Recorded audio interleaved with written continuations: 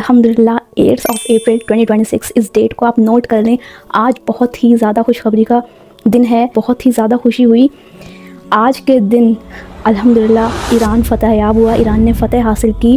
کل تک Donald Trump یہ کہہ رہا تھا کہ ہول سویلائزیشن ول ڈائی ٹو نائٹ.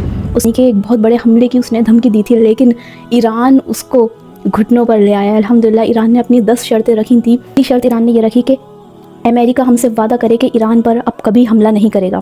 دوسری شرط یہ تھی اسٹریٹ آف ہارموز پر ایران کا کنٹرول بنا رہے گا. تیسری شرط تھی ایران کو اپنے پرمانو کام یورینیم کو بڑھانے کی اجازت دی جائے گی. چوتھی شرط ایران پر لگے بڑے پرتیبندھ اس پر سے ہٹائے جائیں گے.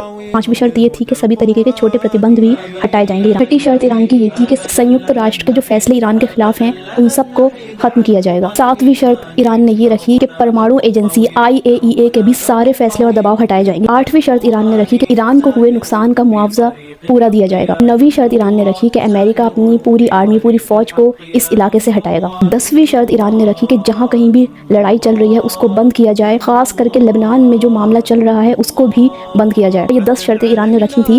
تو ڈونلڈ ٹرمپ نے ان سب شرطوں کو پڑھنے کے بعد کہا کہ اس پر ہم بات چیت کر سکتے ہیں, اور الحمدللہ ان لوگوں نے ایگری کیا ہے سیز فائر فار 2 ویکس. لیکن میں امید رکھتی ہوں اور مجھے لگتا ہے کہ انشاءاللہ یہ سیز فائر آگے اور بڑھے گا. تو آپ دعا کرتے رہیں. تو دیکھیں آپ کے کس طرح سے اللہ پاک جس کو چاہے عزت دیتے ہیں, جس کو چاہے ذلیل کرتے ہیں. کل تک ٹرمپ کتنی زیادہ دھمکی دے رہا تھا, تو دیکھیں اللہ پاک نے اس شخص کو کس طرح سے پوری دنیا میں اس کو ذلیل و خوار کر کے رکھ دیا اور عزت بخشی ایران کو. یہ ساری چیزیں دیکھ کر مجھے وہ واقعہ یاد آ گیا کہ جس طرح سے حضرت عمر رضی اللہ عنہ نے اپنے وقت کے سپر پاورز کو ہرایا تھا, یعنی کہ پرشین اینڈ رومن امپائرز کو, پرشین اینڈ رومن آرمیز کو ہرایا تھا, جبکہ وہ سپر پاورز تھیں اس وقت کی. لیکن حضرت عمر رضی اللہ عنہ از دیٹ واریر. مجھے یہ یاد آیا کہ ہم کس قوم سے بلانگ کرتے ہیں. ہم اس قوم سے بلانگ کرتے ہیں جس کے لیڈر ہمارے نبی پاک صلی اللہ علیہ وسلم تھے, اور جس قوم کے وارئرز حضرت علی رضی اللہ عنہ تھے, حضرت حمزہ رضی اللہ عنہ تھے, حضرت عمر رضی اللہ عنہ تھے, اور حضرت خالد بن ولید رضی اللہ عنہ تھے. تو ہم اس قوم کے ہیں الحمدللہ.